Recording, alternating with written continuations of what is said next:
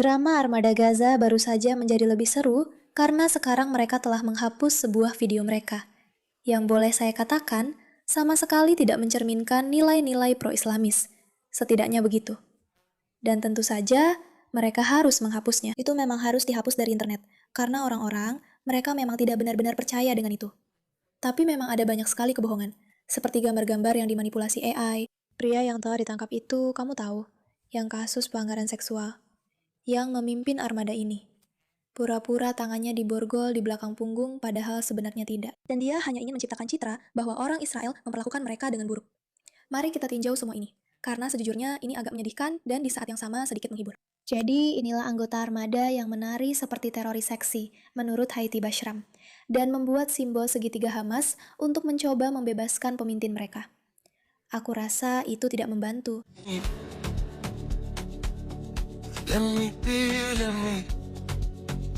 Boom, boom, boom. Mari kita matikan musiknya dan lihat betapa bodohnya kamu saat menari tanpa musik. Karena semua orang tahu, kamu terlihat seperti sedang butuh ke kamar mandi. Begitu kamu menonton video cewek-cewek menari seperti ini, atau orang-orang menari di klub tanpa musik, lalu kamu membayangkan mereka semua sebenarnya cuma benar-benar ingin pipis, itu jadi benar-benar lucu banget. Tapi sebenarnya ini bukan video lucu, karena mereka di sini mendukung terorisme. Mereka memakai penutup kepala itu, bukan hijab, tapi atribut Palestina. Mereka memakai bendera teroris Hamas, bendera Palestina. Dan mereka pikir menari di armada ini akan menjadi sesuatu yang penting. Bebaskan Tiago, bebas dari ini, bla bla bla bla. Lihat kami, lihat kami, lihat kami, lihat kami, lihat kami. Sekarang, aku ingatkan bahwa dalam Islam bukan hanya musik yang haram. Benar, karena kenapa kamu harus menikmati musik? Kenapa perilaku seperti ini bisa diterima? Bukan hanya pakaian ini, tentu saja, haram. Tapi mereka di sini melakukan sesuatu yang jelas-jelas sangat tidak pantas untuk tujuan mereka. Begitu tidak pantas sampai mereka harus menghapus kontennya. Dan semua ini terjadi setelah isu pelanggaran seksual benar-benar menjadi cerita utama tentang armada ini. Bagi kalian yang tidak ingat, oke, penyelenggara seniornya, pria ini, Tiago atau apapun namanya. Gimana itu? Siapa namanya? Mari kita baca. Pergi sana. Pergi sana. Aku tidak bisa mengirim advance. Jangan izinkan. Pergi saja. Oke. Aktivis Brasil Tiago Avila telah ditangkap, yang sedang ikut serta dalam beberapa aksi dan misi flotila. Dia telah dituduh melakukan perilaku seksual yang tidak pantas.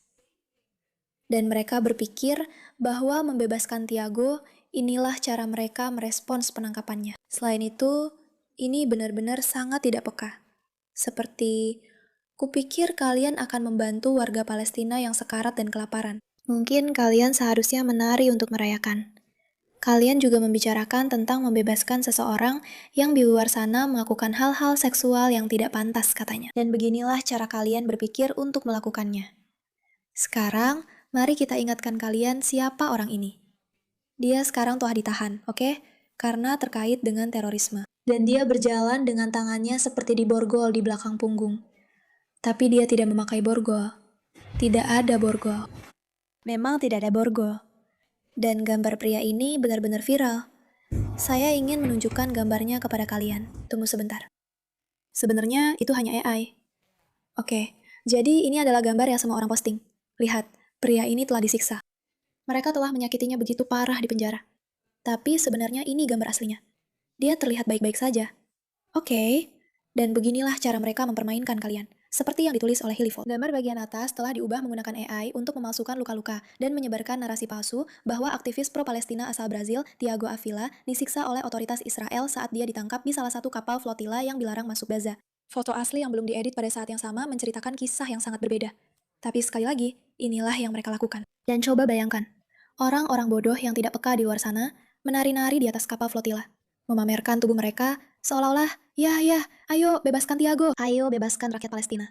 Padahal yang benar-benar mereka temukan di flotila itu hanyalah narkoba. 2 tahun di penjara.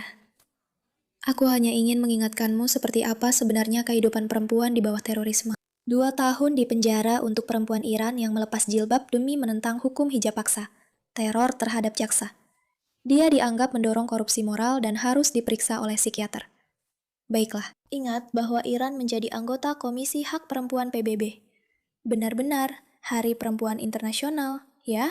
Mereka dipenjara selama 2 tahun karena melepas kerudung mereka. Dan para perempuan ini, para idiot sejati ini, berpikir bahwa ini adalah video yang tidak pantas.